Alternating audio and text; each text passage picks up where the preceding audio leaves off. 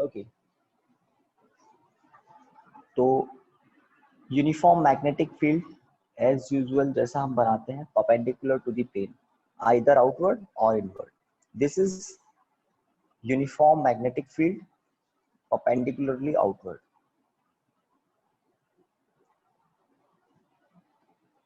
Previous topic की तरह this is uniform magnetic field perpendicularly outward.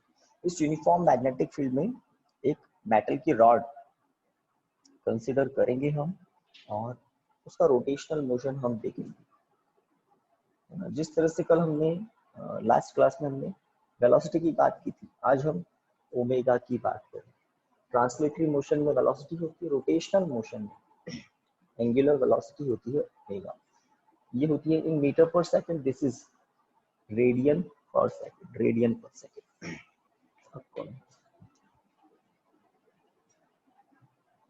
Okay, तो uniform magnetic field B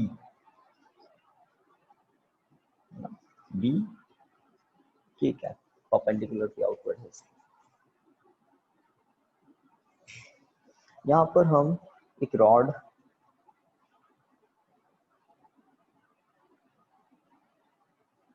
बनाते हैं.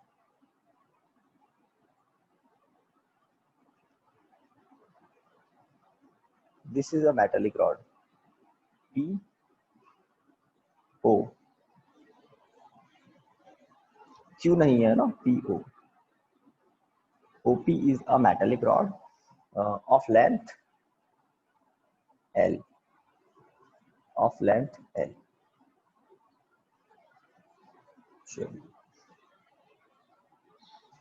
This rod either clockwise or anti-clockwise, इसका revolution चल रहा है. Let this is the circular path traced by the end P end. Exact circular तो नहीं है, बट आपको कुछ पोर्शन सर्कुलर दिखेगा. Okay,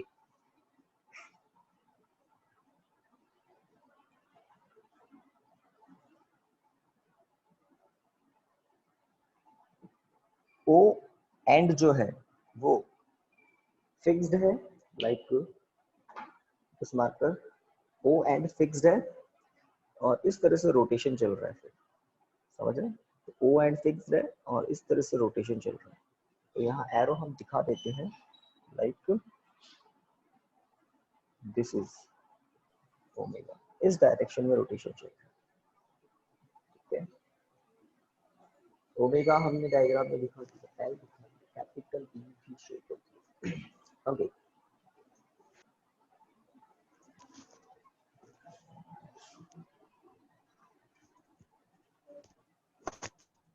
done guys.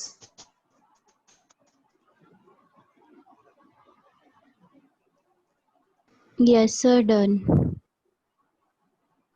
ठीक है, तो this is a rod OE. अब रॉड है, उसकी लेंथ आपको दिख रही है. ओके, हमें फॉर्मूला पता होना चाहिए, V equal to R omega. बताइए, कुछ याद आ रहा है?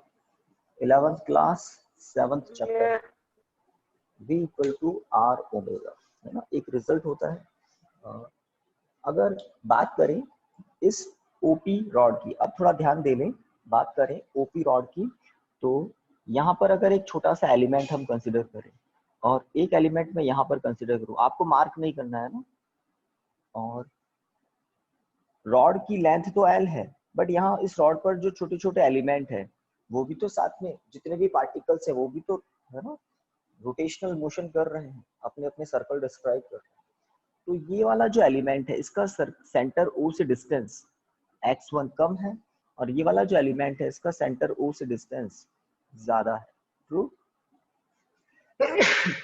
सॉरी. ओके, तो x1 डिस्टेंस कम है, x2 डिस्टेंस ज्यादा है. तो this element velocity of first element v1 equal to x1 omega. इस वाले एलिमेंट की velocity v2 equal to x2 omega. तो साफ पता लग रही है सेंटर ओ से जो एलिमेंट जितना ज्यादा डिस्टेंस पर होगा उसकी वेलोसिटी या उसकी स्पीड उतनी ज्यादा होगी। ट्रू, ये बात एक तो समझने की सही बात है। ओमेगा सभी के लिए एक जैसा है। जो हमारे सीलिंग फैन के विंग्स होते हैं, है ना, सीलिंग फैन का विंग अगर एक पर्टिकुलर टाइम में अपना रोटेशन कंप्लीट कर रहा है, ठीक है, कंप्लीट कर रहा है, तो उस पर जितने भी पार्टिकल्स हैं वो सभी एक उसी टाइम में अपना रोटेशन कंप्लीट कर रहे हैं। इसका मतलब इस रॉड में भी जितने भी मेटल के पार्टिकल्स हैं उनका एक साइकिल कंप्लीट होने में टाइम उतना ही लगेगा। दैट मीन्स ओमेगा सभी के लिए एक जैसा है, बट सेंटर से डिस्टेंस डिफरेंट डिफरेंट होने से उनकी जो लीनियर स्पीड है वो अलग अलग हो जाती है। ओमेगा कांस्टेंट है बट डिस्टेंस स्पीड में चेंज ला देगी। जो ज्यादा डिस्टेंस पर उसकी स्पीड ज्यादा होगी, जो कम डिस्टेंस पर उसकी स्पीड कम होगी, और जो ओ पर ही है उसकी स्पीड भी क्या है, स्पीड वो अपनी जगह पर बस घूमता ही जा रहा है, स्पीड कुछ भी नहीं। चलिए, तो ये वाला फॉर्मूला यूज आएगा। तो हमने जो प्रीवियस टॉपिक किया था कि अगर कोई कंडक्टर जिसकी लेंथ है l, वेलोसिटी है v और यूनिफॉर्म मैग्नेटिक फील्ड b में परपेंडिकुलरली मोशन कर रहा है, तो इन दोनों एंड के बीच में ईएमएफ क्या होता है, इंड्यूस्ड ईएमएफ क्या होता है? एनीवन? अब कौन है?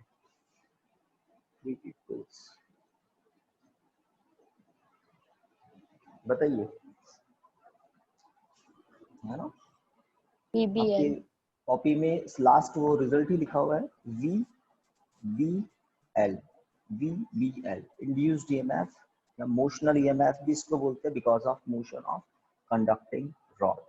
मैग्नेटिक फील्ड में अगर कोई कंडक्टिंग रॉड v वेलोसिटी से मोशन करती है, this is expression of induced EMF, motional EMF.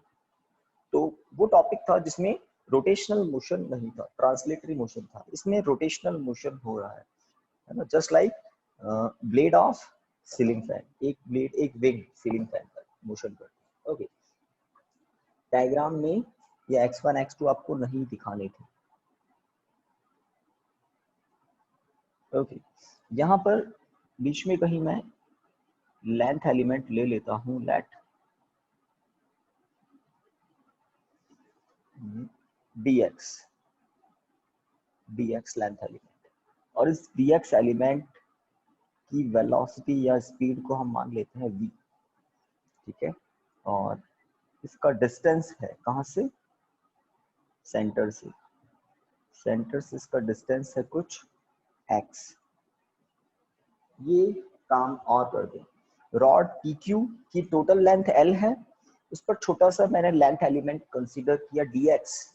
इस dx लेंथ एलिमेंट की स्पीड अगर v है और सेंटर O से इसका डिस्टेंस x है, तो v क्या होगा, x omega. True, dx element की स्पीड क्या होगा, स्पीड ही बोलूंगा मैं क्योंकि सर्कल डिस्क्राइब करेगा ये अपना। ओमेगा हम कहेंगे अभी लैंग्वेज में एंगुलर वेलोसिटी। चलिए, तो डायग्राम अब कंप्लीट होता है, v dx x ये तीनों दिखा दो। यस गाइस, लिखिए। तो अब काफी स्कूल्स में क्वार्टरली एग्जाम स्टार्ट हो गए। लिखिए,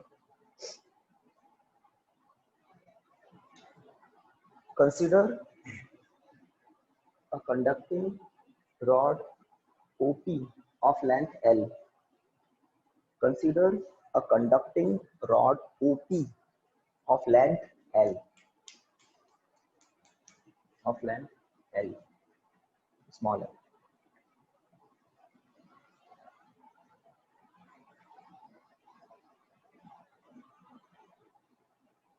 Full stop. आगे लिखिए, this rod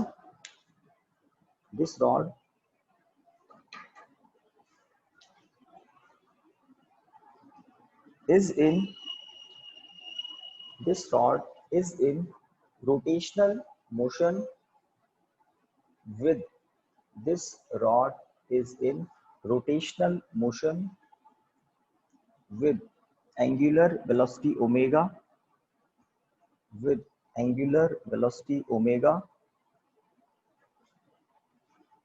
with angular velocity omega about an axis about an axis passing through its O end, about an axis passing through its O end and perpendicular to its length, about an axis passing through its O end and perpendicular to its length.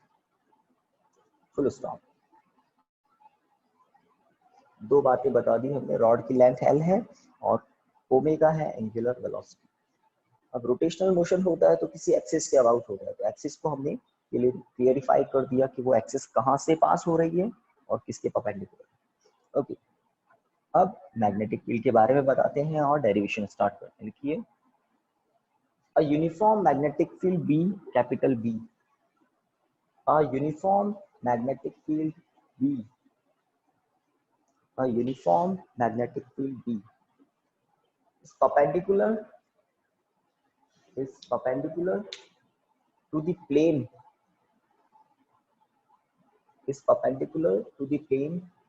in which the motion of rod lies, in which the motion of rod lies. Again, full stop.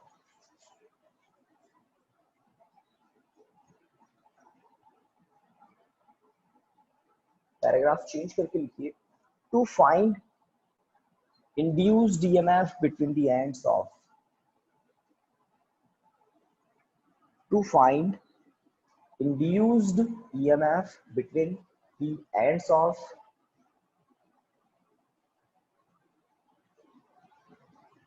the rod OP, between the ends of the rod OP,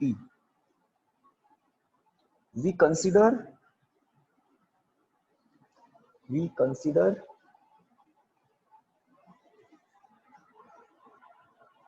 dx length element,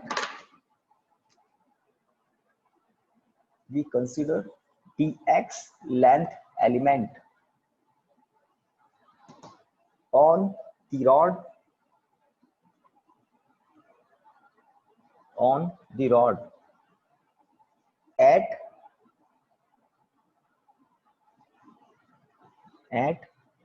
x distance from O end, from the O end. Full stop.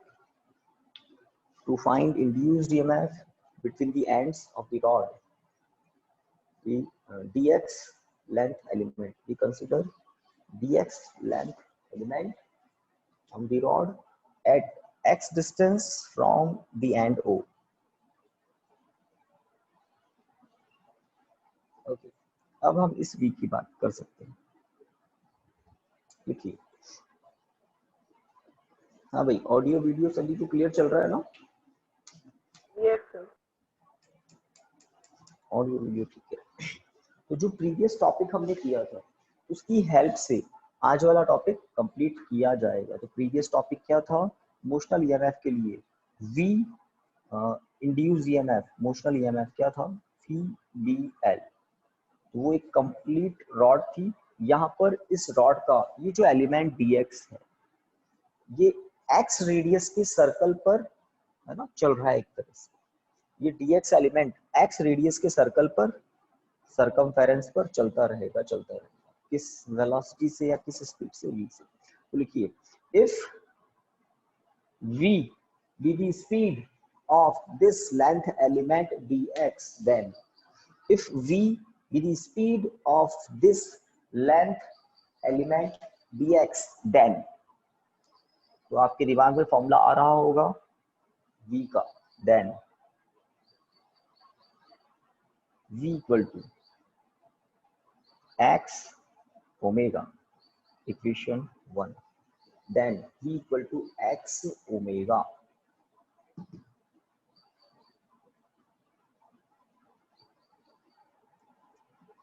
Okay.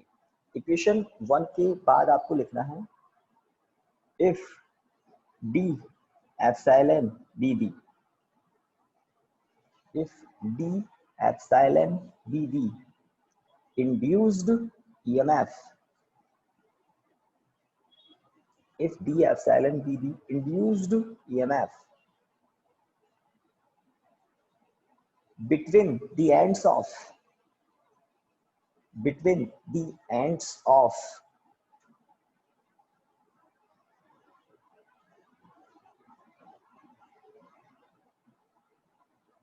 between the ends of this dx element, between the ends of this dx element, then it can be written as, then it can be written as। तो आप में से कोई बताए इस small element dx जो कि magnetic field b में v स्पीड से मोशन कर रहा है, सर्कल पर v स्पीड से घूम रहा है, इसके भी एंड्स होंगे, है ना, इसके भी जो एंड्स है dx एलिमेंट के भी एंड्स हैं, बस ओनली dx एलिमेंट को ही कंसिडर करें आप, और उस dx एलिमेंट के एंड जो है उन दोनों एंड्स के बिटवीन इंड्यूस्ड ईएमएफ का फॉर्मूला क्या हो सकता है, बताइए। VBDX। भाई VBL होता है, बस L के प्लेस पर क्या लिखेंगे, dx, length of element dx लिखेंगे, x नहीं, L नहीं, तो VBDX can be written as, लिख लीजिए d epsilon equal to VBDX। यहां पर इस dx लेंथ के एलिमेंट का कौन सा मोशन कंसिडर किया जा रहा है, ट्रांसलेटरी मोशन। ये फॉर्मूला कब लिखते हैं, ट्रांसलेटरी मोशन। तो ये dx लेंथ का जो एलिमेंट है वो सरकमफेरेंस पर, किसकी सरकमफेरेंस पर, x रेडियस के सर्कल की सरकमफेरेंस पर v स्पीड से मोशन कर रहा है ना। तो किसी भी इंस्टेंट पर वेलोसिटी की डायरेक्शन टेंजेंट के अलग होती है, तो बस उस इंस्टेंट पर ट्रांसलेटरी मोशन कंसीडर किया जा रहा है। ओके, ट्रांसलेटरी मोशन अगर कंसीडर किया हमने इस छोटे से एलिमेंट का, तो इसलिए इमेजिन करना पड़ता है, कंसीडर करना पड़ता है एक एलिमेंट। ओके, अब इंटीग्रेशन को यूज लेकर हम इंटीग्रेशन कहां से कहां तक करेंगे, तो आप समझ सकते हैं ये dx एलिमेंट आप o से लेकर p तक कहीं भी ले सकते थे। वापस रिपीट कर रहा हूं, we can select this dx element from end o to point to end p। तो o एंड से p एंड तक dx एलिमेंट को आप कहीं भी सेलेक्ट कर सकते थे। दैट मींस x की वैल्यू 0 से लेकर l तक हो सकती है। Am I right? अगर dx एलिमेंट को आप o एंड पर ही ले ले तो x 0, और अगर कोई dx एलिमेंट को p एंड के वहां ले ले तो x की वैल्यू क्या हो जाएगी, l, बिकॉज x क्या है, dx एलिमेंट का o से डिस्टेंस, और dx अगर o पर हुआ तो x 0, dx अगर p पर हुआ तो x की वैल्यू l हो जाएगी। तो वेरिएबल कौन है, x। कहां से कहां तक, o से लेकर l तक, o से लेकर l तक। ओके, अब देखते हैं हम और क्या कर सकते हैं। इंटीग्रेशन से पहले इसको थोड़ा सा सही कर लें, x omega v dx by using equation 1। Integration से पहले इसको थोड़ा इंटीग्रेशन इसका हो ऐसा लायक तो बनाए, तो यहाँ पर v के प्लेस पर x ओमेगा फ्रॉम इक्वेशन पर। ओके, अब आपको इस एक्सप्रेशन में साफ साफ दिख रहा है x वेरिएबल है, ओमेगा कांस्टेंट है, b कांस्टेंट है ना। ओमेगा रॉड के हर पार्टिकल के लिए ओमेगा एक जैसा है, सेम है, कांस्टेंट है, यूनिफॉर्म है।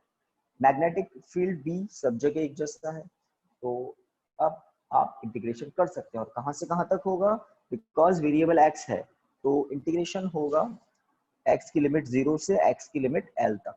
लिखिए total induced EMF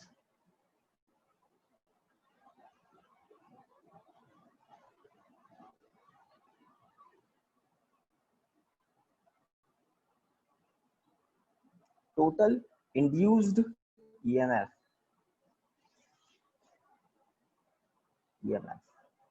integration from 0 to L।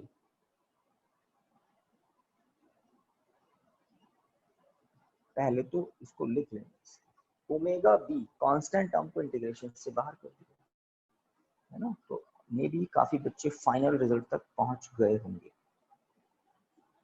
X square का इंटीग्रेशन आप जानते हैं X square by 2 big bracket lower limit ऊपर अपर लिमिट, लिमिट से अप्लाई करें according to rule upper limit minus lower limit epsilon omega B small bracket L square by 2 minus 0, तो half L square omega B induced EMF half L square B omega या omega B कुछ भी। तो rotational motion अगर है तो EMF omega के proportional है, ईएमएफ बी के प्रोपोर्शनल है और रॉड के स्क्वायर के प्रोपोर्शनल है। रॉड की जो लेंथ है ना, लेंथ इसके स्क्वायर के प्रोपोर्शनल। तो ये रिजल्ट भी आपको अच्छे से ध्यान रखना है।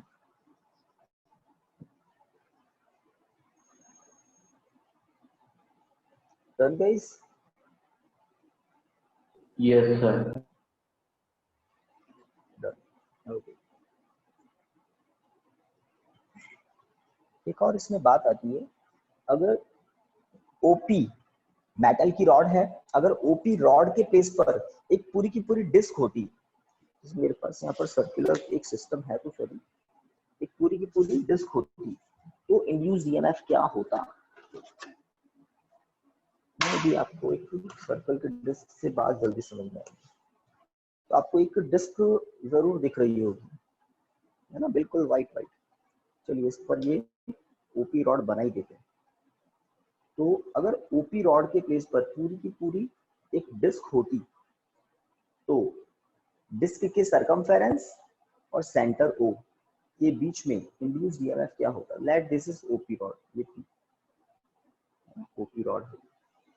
तो अगर ये ओपी रॉड है तो ठीक है, इंड्यूस्ड ईएमएफ का फॉर्मूला आपके सामने। हम कह रहे हैं मेटल की एक पूरी की पूरी डिस्क होती और ओमेगा एंगुलर वेलोसिटी से ये डिस्क मोशन कर रही होती, तब पी पॉइंट ओ पॉइंट के बीच में इंड्यूस्ड ईएमएफ क्या होता, क्या होता? यही होता।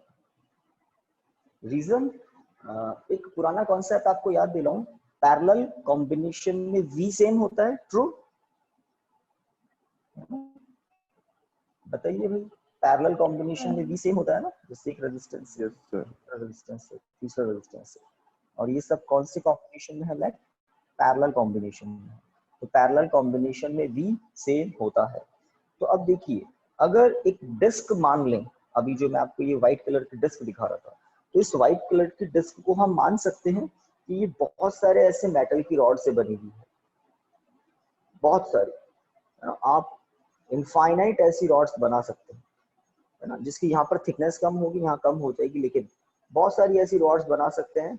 और इन रॉड्स की कंडीशन आप देखो, इन रॉड्स का एक एंड सेंटर पर है, जितनी भी रॉड्स बनेगी इनफाइनाइट रॉड्स बनेगी, इन सभी रॉड्स का एक एंड तो सेंटर पर है और दूसरा एंड कहाँ पर है? सरकमफेरेंस पर है। तो दूसरा प्लेस हो गया सरकमफेरेंस और एक प्लेस हो गया सेंटर, दो ही प्लेस है, एक प्लेस सरकमफेरेंस और दूसरा प्लेस सेंटर।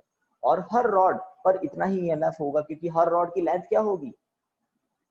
डिस्क की रेडियस के इक्वल, एल के इक्वल। तो हर रॉड की लेंथ सेम, हर रॉड के लिए ओमेगा सेम, हर रॉड के लिए बी सेम, तो हर रॉड के लिए इंड्यूस्ड ईएमएफ इतना ही होगा। और पैरेलल में क्या सेम होता है?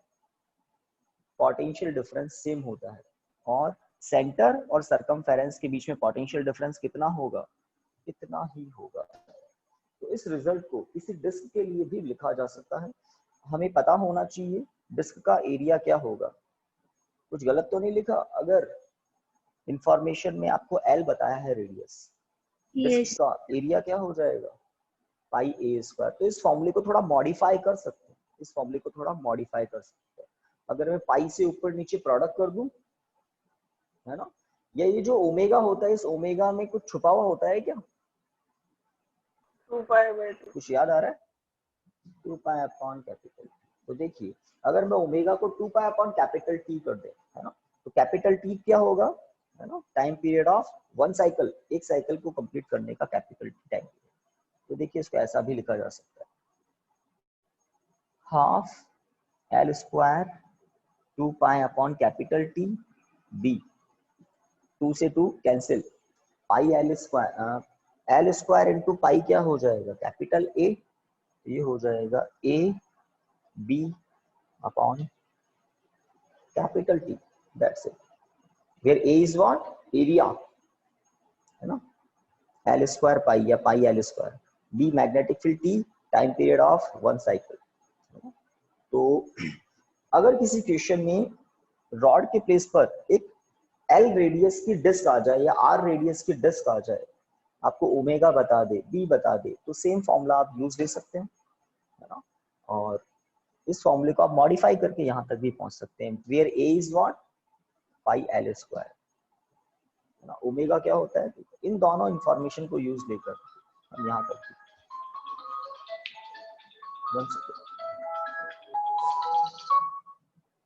Yes guys. एक और इन्फॉर्मेशन आपको बता दी।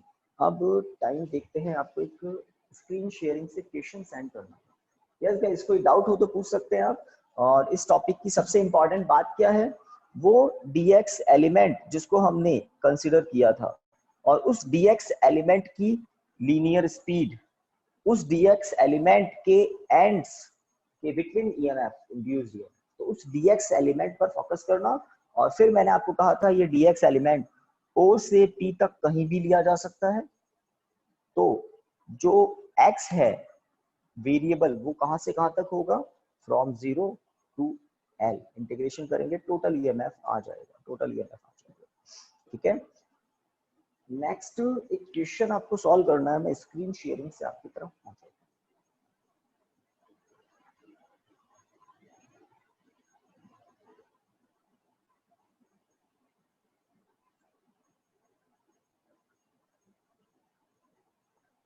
पहले इसको देखिए, तो ये क्वेश्चन थोड़ा आपकी टेक्स्ट बुक में पेज डिफरेंस था, हाफ पोर्शन 230 पर है और हाफ पोर्शन 231 पर है। यस गाइस, पहुंचा क्वेश्चन 6.10 6.10। आवाज नहीं आ रही है, बताइए। Yes sir. तो रीडिंग कीजिए, अ जेट प्लेन करके कुछ है, a jet plane is travelling towards west at a speed of 1800 kilometre per hour. ठीक है, what is the voltage difference developed? अब ये जो लिखा है ना, वोल्टेज डिफरेंस डेवलप्ड, यही होता है induced EMF between the ends of the wings having a span of 25 meter. If the Earth's magnetic field at the location has a magnitude of 5 into 10 to the power minus 4 Tesla, the angle of dip, ठीक है, the dip angle is 30 degree. तो ये 4 information है, angle है, magnetic field है, span है और speed है। ये 4 इंफॉर्मेशन आप मेंशन कर लें और फिर हम आते हैं मार्कर बोर्ड पर। मुझे बता देना जब मैं पूछूं ये 4 इंफॉर्मेशन। ओके गाइस, तो वी कैन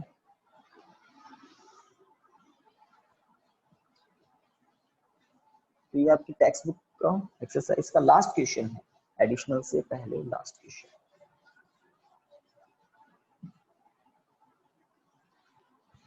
हमें इंड्यूस्ड ईएमएफ पता लगाना है, potential difference which develop at the ends of wing.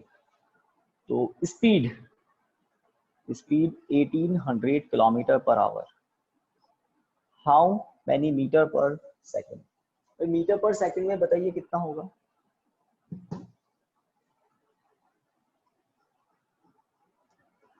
Speed metre per second में कितनी होगी? 500. छोटी सी बात 5 है। by 8. 5/8 500 मीटर पर सेकंड ही बोल रहे हैं आप ना, बड़ा कोड में बोल रहे थे आप। तो आप 5/18 से प्रोडक्ट करें, है ना। किलोमीटर पर आवर को मीटर पर सेकंड में कन्वर्ट करने के लिए इस फैक्टर को हम यूज लेते हैं। जूनियर क्लासेस में आपने लिया होगा 5/18, 500 मीटर पर सेकंड। डन। एक काम, हाँ भाई, जो स्पान है, विंग की लेंथ कितनी है? 25 मीटर। मीटर नहीं है, अच्छी बात है। मैग्नेटिक फील्ड की बात सबसे लास्ट में करेंगे। एंगल कितना है? 30 डिग्री। एंगल ऑफ डिप है ना, तो उसको मैं डेल लिख देता हूँ, एंगल ऑफ डिप। अब मुझे बताइए, जिस प्लेस पर एरोप्लेन या जो भी जेट प्लेन है वो मोशन कर रहा है, वहां पर अर्थ का जो मैग्नेटिक फील्ड है वो कितना है? क्वेश्चन में है ना, कितना है? 5। थोड़ा सा चेक कर लेना, आई थिंक यही होना चाहिए। 5 इंटू 10⁻⁻⁴ टेस्ला। तो ये जो मैग्नेटिक फील्ड है ये विंग्स के परपेंडिकुलर नहीं है। एक एंगल आपको बताया था, एंगल ऑफ डिप 30 डिग्री। तो वो मैग्नेटिक फील्ड जो विंग की लेंथ के परपेंडिकुलर हो, यहाँ लिखा हुआ है, वो मैग्नेटिक फील्ड जो विंग की लेंथ के परपेंडिकुलर हो, वो मैग्नेटिक फील्ड होगा BV, vertical component of earth's magnetic field. और उसका फॉर्मूला आप लोग जानते हैं। कुछ गलत तो नहीं लिखा? एक दिन था ना टॉपिक हॉरिजॉन्टल कंपोनेंट, उसमें BVV आया था, BH के बाद BVV देखा था। अब ये कितना होगा पता लगाओ। 5 into 10⁻⁴ into sin 30। so simple, 5/2 into 10⁻⁴ Tesla. This is vertical component of magnetic field. हमने ये क्यों पता लगाया? क्योंकि जो इंड्यूस्ड ईएमएफ का फॉर्मूला होता है, ईएमएफ का VBL, उसमें ध्यान दें आप, तीनों म्यूचुअली परपेंडिकुलर होते हैं। लेंथ अगर हॉरिजॉन्टल है, V, है ना, उस हॉरिजॉन्टल डायरेक्शन में भी V किस डायरेक्शन में होता है? लेंथ के परपेंडिकुलर। और B क्या होता है? V और L से जो प्लेन बन रहा है उसके परपेंडिकुलर होता है ये B। तो इस पर्टिकुलर क्वेश्चन में 2.10, इस क्वेश्चन में आपको V के प्लेस पर कौन सा, सॉरी, कैपिटल B के प्लेस पर कौन सा B यूज लेना पड़ेगा? वो जो परपेंडिकुलर हो, है ना। इसको यूज नहीं ले सकते क्योंकि ये इंक्लाइंड है 30 डिग्री एंगल से, तो हमें BV यूज लेना पड़ेगा। अगर कोई BH यूज ले ले तो भी गड़बड़ हो जाएगी। BH किस प्लेन में है? BH तो उस प्लेन में है जिसमें V और L लाई करते हैं। तो VL दोनों जिस प्लेन में लाई करते हैं उसके परपेंडिकुलर होना चाहिए। याद है ना वो कल वाला टॉपिक, सैटरडे वाला टॉपिक, ये PQ रॉड और ये V वेलोसिटी से इधर मोशन कर रही है, तो L Y डायरेक्शन में है, V आपको पता है V X डायरेक्शन में है, तो Y और X से प्लेन बन गया और उसके परपेंडिकुलर था ये B, परपेंडिकुलरली आउटवर्ड। तो B जो होता है वो कहाँ होता है? उस प्लेन के परपेंडिकुलर जिसमें V और L दोनों लाई करते हैं। तो यहाँ पर फ्लैट ये है वो जेट प्लेन और ये हॉरिजॉन्टली जा रहा है। इसके विंग होंगे कुछ, है ना, विंग इधर होंगे, वेलोसिटी इधर है, तो ये प्लेन बन गया। इस प्लेन के परपेंडिकुलर कौन सा मैग्नेटिक फील्ड होगा? अर्थ का वर्टिकल कंपोनेंट, अर्थ के मैग्नेटिक फील्ड का वर्टिकल कंपोनेंट। आंसर बताइए अब इस फॉर्मूले को यूज लेकर। तो बस इतना मुझे बताना था, ज्योमेट्री क्लियर करनी थी। इंड्यूस्ड ईएमएफ VBL, तो B देख लें, VBVL 500, कोई अगर 1800 किलोमीटर पर आवर रख दे गड़बड़ हो जाएगा।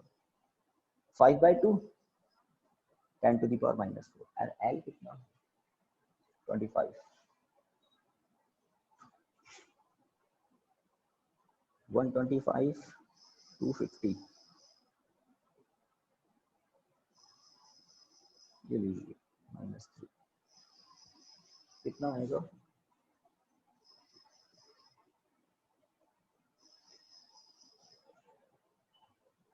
इंड्यूस्ड ईएमएफ कोई प्रोडक्ट करके बताइए। 25 into 125 3125 3125 into 10 to the power -3 और यूनिट आपको पता ही है। Yes sir. यूनिट आपको पता ही है और इसको आप साइंटिफिक तरीके से फाइनली ऐसा लिख सकते हैं 3.125 वोल्ट।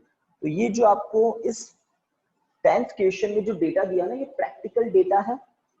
जेट प्लेन में ऐसा होता है, जो आपके नॉर्मल बैटरीज होती है ना, उतना पोटेंशियल डिफरेंस जनरेट हो जाता है विंग के दोनों एंड के बीच।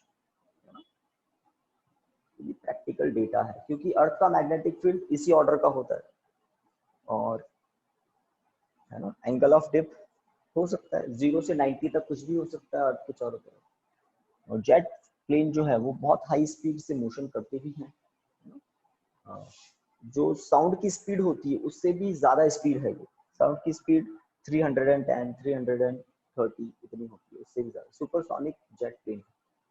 तो इतना पोटेंशियल डिफरेंस जनरेट हो जाता है। चलिए एक लास्ट क्वेश्चन जो आपको स्क्रीन शेयरिंग से देखना है। Guys done? पहले तो ये बता दो हो गया? Yes sir. ये वाला जो काम था ये तो बड़ा ऑर्डिनरी काम है। मेन तो आपको था क्वेश्चन क्लियर करना, है ना, ज्योमेट्री क्लियर करना क्वेश्चन है। चलिए कंफ्यूजन हो तो पूछ सकते हैं। यस सर, लिख के भी भेजा गया है। ओके, स्क्रीन शेयर से आप अब एक अच्छा क्वेश्चन देखना और उसको तसल्ली से बड़ा ही ठंडे दिमाग से देखना। सॉल्व नहीं करना है, बस देखना ही है इसको।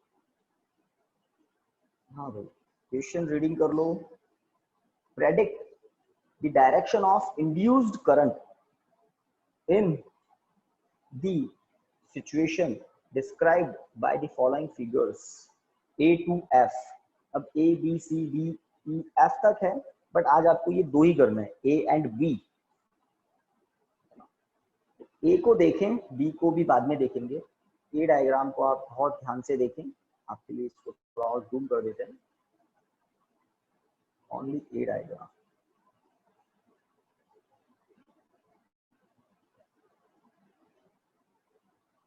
यस गाइस, ये A डायग्राम दिख रहा है ना सभी को? इसमें PQR या QRP दोनों में से एक आंसर होगा, PQR या QRP। तो एक सोलेनॉइड जैसा स्ट्रक्चर है और राइट साइड से बार मैग्नेट का एस पोल है ना, इस कॉइल की तरफ आ रहा है, सोलेनॉइड जैसे स्ट्रक्चर की तरफ आ रहा है। आपको बताना है ऊपर वाले रेक्टेंगुलर लूप में करंट की डायरेक्शन PRQ होगी या QRP होगी। इंड्यूस्ड करंट की डायरेक्शन क्या होगी? आपको एक लॉ बताया हुआ है, लेंज लॉ के according induced current and induced EMF है ना, इनकी डायरेक्शन कुछ इस तरह से होती है कि ये उस कॉज का ही अपोज करते हैं जो इनके प्रोडक्शन के लिए रेस्पॉन्सिबल है। तो इंड्यूस्ड करंट की डायरेक्शन PRQ होगी या QRP होगी। और मैंने स्टार्टिंग में कहा तसल्ली से देखना, 3D फिगर है, डॉटेड वाला पोर्शन पीछे वाला है। एस पोल अगर पास आ रहा है तो जिस एंड की तरफ एस पोल आ रहा है वो एंड एस ही बनता है लेंज लॉ के अकॉर्डिंग, तभी तो अपोज होगा, एस एस रिपेल करेंगे। लेंज लॉ के अकॉर्डिंग अगर एस पोल पास आ रहा है तो जिस एंड के पास आ रहा है एस पोल, उस एंड पर एस ही बनना चाहिए। और एस मतलब करंट की डायरेक्शन सिलेंडर में कैसी दिखनी चाहिए? क्लॉकवाइज। और सिलेंडर में अगर करंट की डायरेक्शन क्लॉकवाइज होगी तो ऊपर जो सर्किट है उसमें करंट की डायरेक्शन सोचिए और बताइए। तो वॉच करना है और बहुत केयरफुली वॉच करना है। आंसर नहीं आया अभी तक? Sir QRP। QRP। बाकी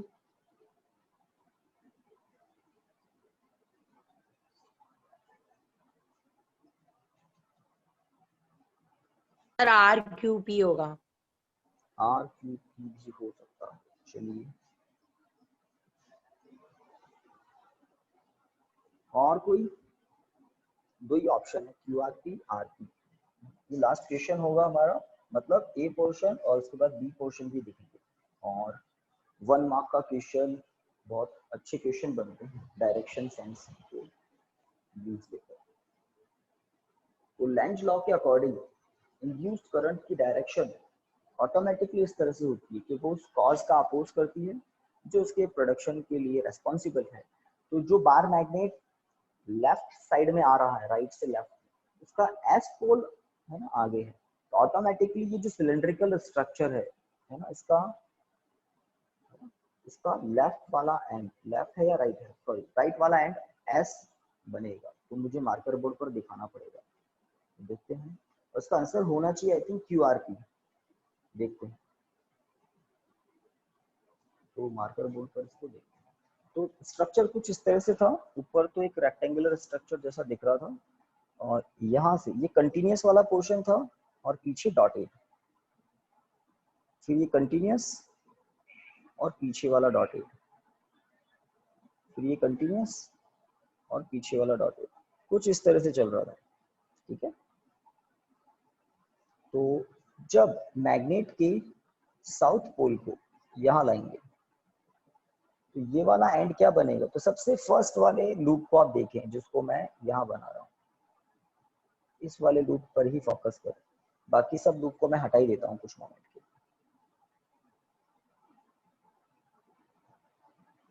इस वाले लूप को आप देखें तो लेंज लॉ के अकॉर्डिंग अगर एस पोल पास आ रहा है तो यहाँ पर क्या बनना चाहिए, एस।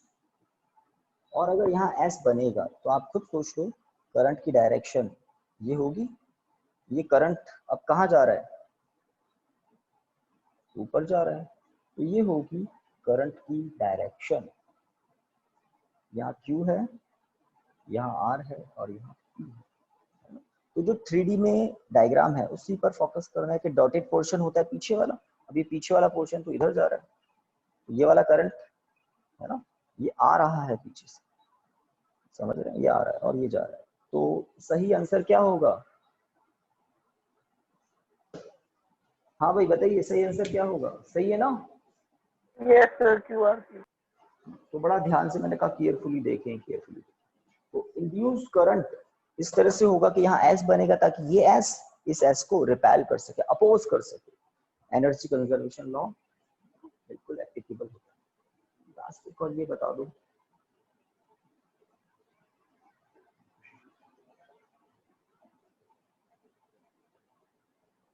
चलिए अब इसमें 2 आंसर हो जाएंगे, बताइए इसके बारे में कुछ। बी, तो बी में 2 स्ट्रक्चर हैं, तो लेफ्ट वाले के बारे में पहले बताएं जिसमें पी क्यू आर लिखा हुआ है ना, तो एस पोल इधर आ रहा है, बताइए करंट की डायरेक्शन क्या होगी। 2 ऑप्शन है आपके पास, पी आर क्यू होगी या क्यू आर पी होगी। बी डायग्राम में लेफ्ट वाले सिस्टम में करंट की डायरेक्शन क्या होगी, आइदर पी आर क्यू और क्यू आर पी। डॉटेड वाला पोर्शन पीछे वाला होता है, कंटिन्यूअस वाला आगे वाला।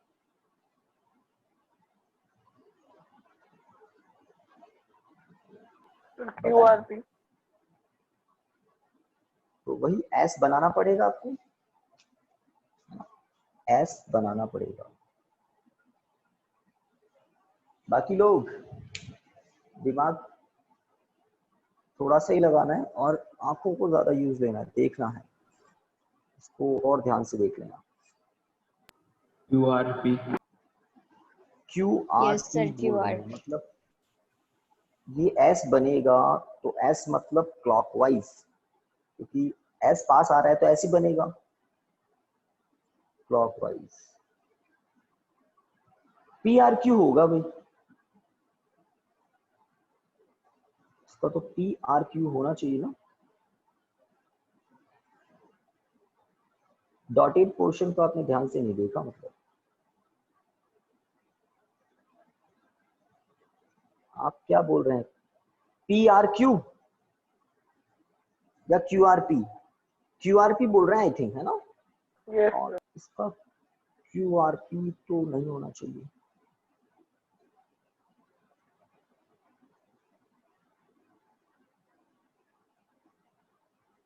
बताइए, बस इसी के बारे में बात करें।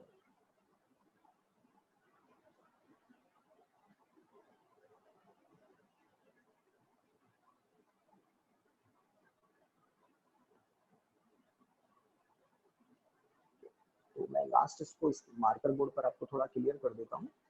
डायग्राम थोड़ा सा समझना बस।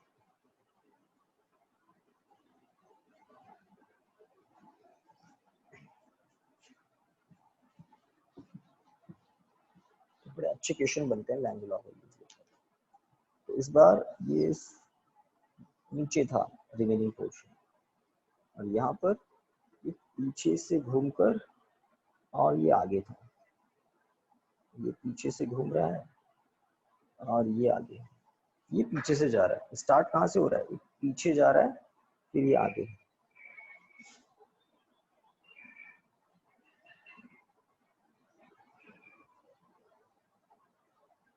पीछे जा रहा है। तो यहाँ पर आगे जा रहा है, समझे आप? आगे से घूमकर और ये पीछे जा रहा है। आगे से कंटिन्यूस है, पीछे वाला डॉटेड है, ये चल रहा है सिस्टम। तो यहाँ से ये जो फर्स्ट वाला टर्न है ना, ये आगे वाला है और ये पीछे वाला है। और बिकॉज एस पोल इधर आ रहा है, तो आपको पता है यहाँ एस बनाना है, यहाँ एस बनाना है। तो सबसे फर्स्ट वाले टर्न में करंट की डायरेक्शन मुझे ये एस का एरो बता देता है, बस हो गया काम। तो करंट की डायरेक्शन कुछ इस तरह से है ना? तो यहाँ आप कंफ्यूज हो रहे हैं। तो यहाँ अगर कंफ्यूज हो तो पीछे वाले को भी तो देखो।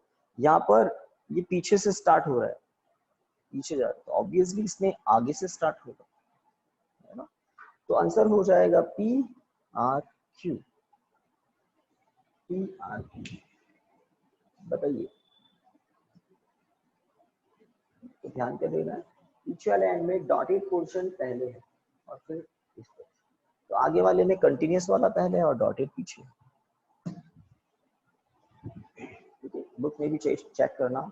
और बी का जो एक और था ना, इधर भी था एक XYZ या YZX, उसमें भी आप चेक करना टेक्स्ट बुक। चलिए, आज की क्लास को यहाँ स्टॉप करते हैं स्टूडेंट्स, है ना? Thank you, good day, bye. Good day, sir. Thank you, sir. Thank you.